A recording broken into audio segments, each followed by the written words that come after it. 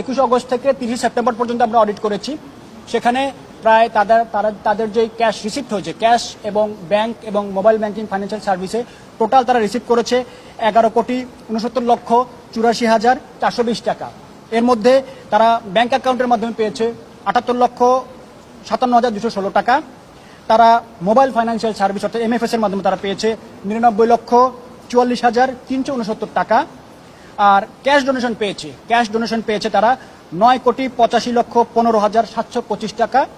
আর আদার receipt তারা করেছে 6,67,110 টাকা। এই 6 লক্ষ টাকা বেসিক্যালি ছোট ছোট রিসিপ্ট। তারা কিছু স্ক্র্যাপ বিক্রি করেছে, স্বর্ণ পেয়েছিল, স্বর্ণ বিক্রি করেছে, ও কিছু ডলার পেয়েছিল, অল্প কিছু ডলার পেয়েছিল, সেগুলি বিক্রি করেছে, প্লাস প্রাইস বন্ড ছিল কিছু, এই ছোট ছোট কিছু অ্যামাউন্ট করে তারা আদার রিসিপ্ট প্লাস তাদের কিছু স্ক্র্যাপ ছিল, বস্তা টস্তা বিক্রি করেছে। এর মধ্যে থেকে তারা প্রায় 1,78,33,207 টাকা খরচ করেছে রিলিফের জন্য। সেই খরচের ব্রেকআপটা ছিল এরকম: তারা পারচেজ অফ রিলিফ আইটেম, তারা রিলিফ আইটেম কিনেছে 1,37,92,130 টাকার।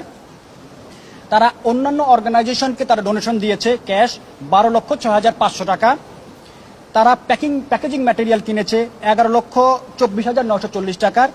তারা ট্রান্সপোর্টেশন বাবদ, পরিবহন বাবদ তারা ব্যয় করেছে 4,63,000 টাকা।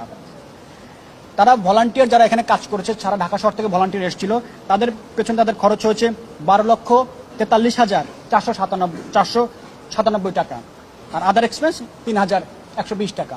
ফলে তাদের আয় এবং ব্যয় বাদ দিলে গত 30 সেপ্টেম্বর 2024 অনুযায়ী তাদের বৈষম্য বিরোধী ছাত্র আন্দোলনের দুটি ব্যাংক অ্যাকাউন্টে এখন স্থিতি আছে, ব্যালেন্স আছে 9,91,51,213 টাকা। আমি আবার বলি, তাদের টাকা আছে এখন দুটি বৈষম্য বিরোধী ছাত্র আন্দোলনের নিজস্ব যে ব্যাংক অ্যাকাউন্ট আছে, সেই দুটি ব্যাংক অ্যাকাউন্টে তাদের টাকা আছে 9,91,51,213 টাকা। আমরা এই অডিট বাবদ আসলে আমরা চার্জ করি নাই। কেন করিনি সেটাও বলি, এটা যে খুব বৈষম্য বিরোধী ছাত্র আন্দোলনের জন্য তা না। যখন কোনো চ্যারিটি ফার্ম আমরা অডিট করি, যেমন মসজিদ, মাদ্রাসা, খানকা, আমরা কি বলি, আমাদের অডিট ফিটা যেটা নির্ধারণ করবেন সেটা আমাদের পক্ষ থেকে আপনি ডোনেশন হিসেবেই মসজিদ, মাদ্রাসা নিয়ে নেন। যেহেতু বৈষম্য বিরোধী ছাত্র আন্দোলন একটি চ্যারিটি ফান্ডই রিলিফ করেছিল, আমরা অডিট ফিটা আমরা চার্জ করি না। আমরা এমন কোনো কিছু খুঁজে পাইনি যার ফলে আমরা রিপোর্ট করতে পারি যে এই না, স্বচ্ছ ছিল, অবশ্যই স্বচ্ছ ছিল।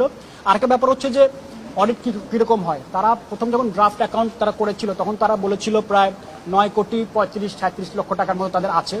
পর আমাদের অডিট, এক্সটেন্সিভ অডিট রিভিল করার পর দেখলাম যে না, আসলে 9,91 লক্ষ টাকা আছে। এটা যদি তারা অ্যাকসেপ্ট না করতো, মানে হয় কি, অডিটর তো একটা রিক্যালকুলেট করে, রিকনসিলিয়েশন করে, সব কিছু করে তারা যদি এটা মেনে নেয় তাহলে তার রিপোর্ট করার কিছু নেই। আর এটা হচ্ছে যে ফান্ডের ব্যাপার, তার মানে তারা মেনে নিয়েছে, জানতে আপনারা যেটা বলেছেন আমরা অ্যাগ্রি করি, এটা আমরা রিপোর্ট, এটাই রিপোর্ট। তার ফলে